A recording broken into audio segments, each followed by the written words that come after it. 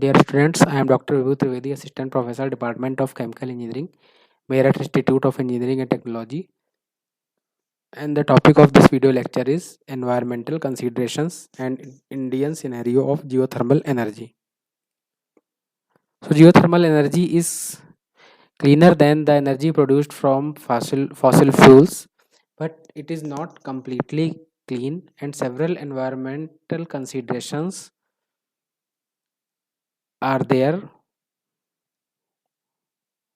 in case of power generation from geothermal energy. So let's see one by one what are these. So first is solid particles and non-condensable gases. Steam and water from both hydrothermal systems contain, besides the dissolved solids in the water, entrained solid particles and non-condensable gases. The entrained solids are removed usually by centrifugal separators at the real head. They are further removed by strainer usually before turbine entry.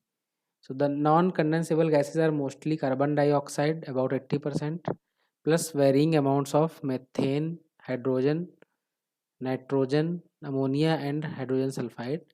These have several effects on plant equipment as well as atmosphere. So uh, hydrothermal fluids that are extracted from earth contain dissolved solids and non-condensable gases, and these have their effects on the environment and also the plant equipment. So care must be taken to contain these. Next is re-injection. So there is a due problem in case of geothermal energy, that the water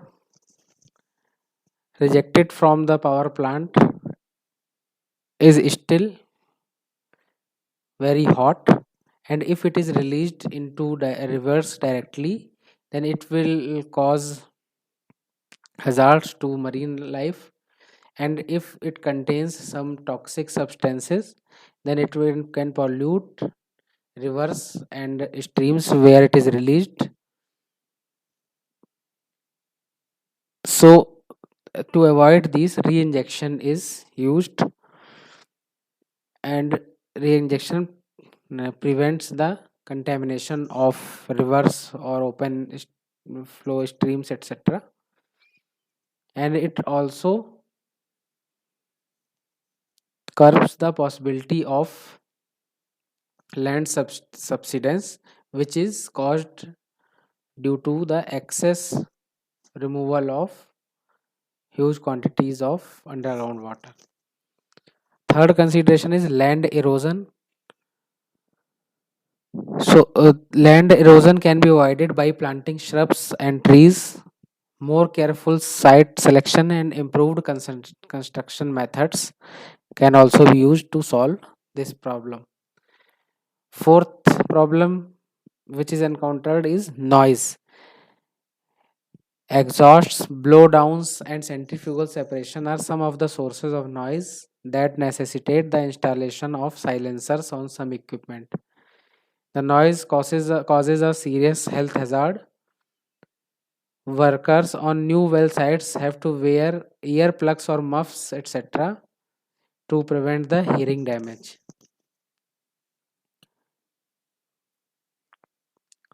Fifth is waterborne poisons. So, the water which is extracted from the earth can contain toxic mercury, arsenic, ammonia, etc., which, if discharged, could contaminate water downstream. Also, highly saline bore water can also be harmful. So, to eliminate such conditions, re-injection is used, or disposal to the sea is made through ducts and channels, and the evaporator ponds are also used. Sixth problem that arises is airborne poisons. So from various points, harmful substances may escape into the air at thermal sites. They can also contain radioactive materials because water coming from Earth can contain some radioactive materials also depending upon the site. So horizontal well discharge in a controlled direction could be a solution to this problem, and systematic monitoring is also used to avoid such hazards. Next problem is heat pollution. Waste heat from geothermal plants is in huge quantities. In wet fields, enormous source of heat wastage can arise from the injection of very hot unwanted bore water into rivers and streams or into storage ponds and then into atmosphere. Heat pollution in river water can damage fisheries and other marine life and also encourage the growth of unwanted water weeds. So again, the re-injection is the most promising remedy for this problem. The generation of additional power by means of binary fluid cycles can also be used.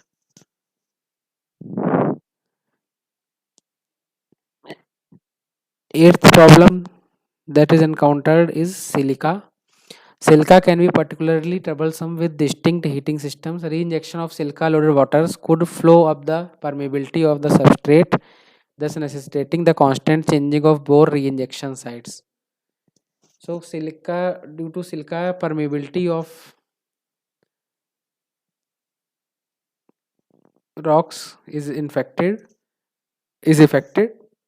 Therefore, reinjection sites are continuously changed. And settlement ponds in which silica can be allowed to settle down is also used as a remedial measure. Next is subsidence. So subsidence is basically the sinking of earth's surface due to the excess removal of groundwater. Again, reinjection is a solution to this problem. Next is seismicity.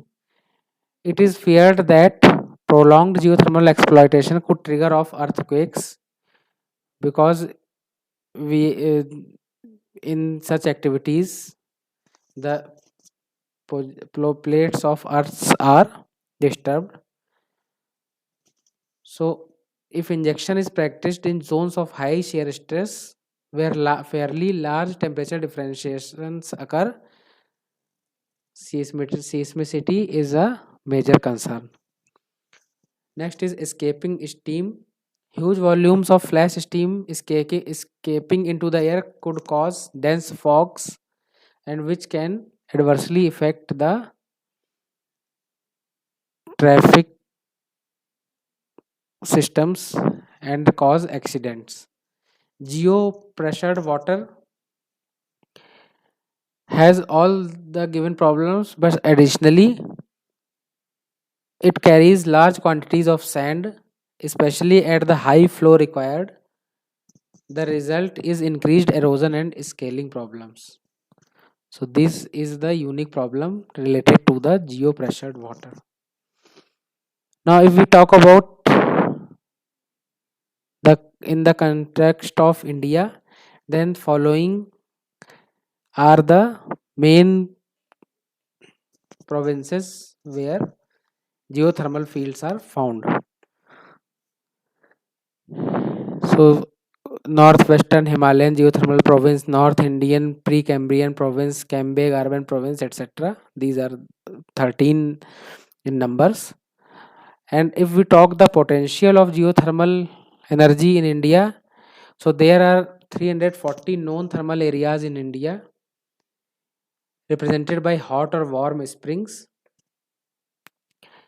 Many more areas are also discovered with time, and it can these all sites can be divided in 12 well defined geothermal provinces. The total stored heat potential of the 93 systems considered is 36.87 into 10 to the power 18 calories, which is equivalent to the combustion energy of 5,160 million tons of coal or 25,440 million barrels of oil. 38 of these systems are of high temperature type whose heat energy could be considered for electrical power generation. Their estimated cumulative potential for power generation is of the order of about 500 megawatt for 100 years or 1650 megawatt for a 30 years period of utilization. Of the remaining thermal areas, 49 are of intermediate temperature and 6 are of low temperature geothermal resources, and they can be used for non-electrical applications. Their stored heat potential is also very high, that is 19.37 into 10 to the power calories, out be out of which only 1.135 into 10 to the power calories can be beneficially used for the practical utilization. Since most of the non-transportation energy needs could be met at temperatures below 150 to 200 degrees Celsius, and if the potentials of all 93 systems is considered for non-electrical applications, the cumulative beneficial heat will be of order of 2.185 into 10 to the power 18 calories. If this heat is to be supplied from electrical power, 10,000 megawatt electricity could be required for 30 years period. That means the non-electrical applications are also attractive, because if we want to achieve such non-electrical applications with the use of electricity generated by fossil fuels or other means, then it will be equivalent to the 10,000 megawatt of electricity for 30 years period. So if we only use this geothermal energy for non-electrical uses, then also we can save 10,000 megawatts of energy over the period of 30 years. So this picture shows us that the scenario of geothermal energy is very promising in India, and research is still going on to fully utilize its potential. Thank you.